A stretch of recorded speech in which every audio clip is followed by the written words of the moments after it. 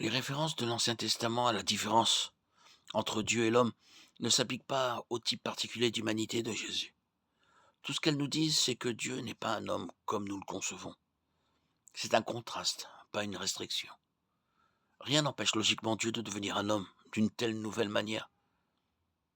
En fait, la rédemption l'exige. Et la rédemption, par exemple, Adam et Ève, dans leur innocence, n'avaient pas besoin de savoir ce qu'était la rédemption. De la même manière, Dieu a révélé progressivement sa volonté à son peuple dans les Écritures de l'Ancien Testament.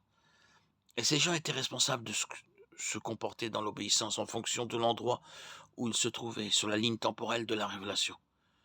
Aujourd'hui, les chrétiens sont responsables de toute la parole de Dieu, car nous vivons à une époque où elle est complète. De plus, les croyants ont le Saint-Esprit qui habite en eux. Il n'y a donc aucune excuse pour ne pas reconnaître Jésus-Christ comme Dieu. Cela nous amène à un fait important concernant l'interprétation biblique. Dieu révèle sa vérité progressivement au fil du temps. Il a dévoilé ses desseins de manière séquentielle et selon les besoins au cours des millénaires. Lorsqu'ils ont péché, le moment était opportun à Dieu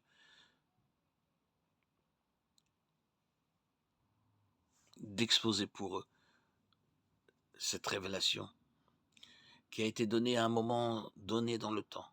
Mais sa pleine signification n'est devenue claire qu'après la venue du Christ dans la chair. Et alors que les auteurs du Nouveau Testament écrivaient sous inspiration, nous comprenons que Genèse 3,15 pointe directement vers la mort expiatoire de Jésus. Et cette révélation est nécessaire pour nous aujourd'hui. Mais cette information n'était pas nécessaire pour Adam et Ève.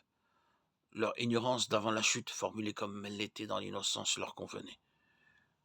Puisque la révélation est progressive, la réponse d'une personne à Dieu dépend de l'endroit où elle se trouve sur la ligne du temps. Un juif de l'Ancien Testament n'aurait aucune idée de l'homme-Dieu, bien que des indices comme le psaume 110.1 soient présents. Mais les prophéties de Jean-Baptiste suivies des miracles de Jésus ont été une révélation supplémentaire.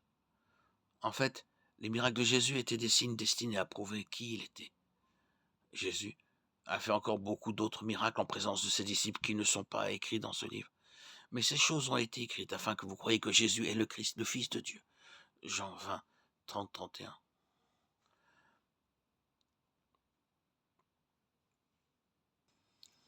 Et qu'en croyant, vous ayez la vie en son nom.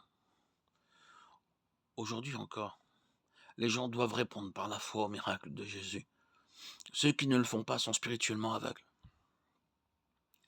Les déclarations de Dieu selon lesquelles il n'est pas un homme et celles de Jésus selon lesquelles il est le Fils de Dieu coexistent comme vraies.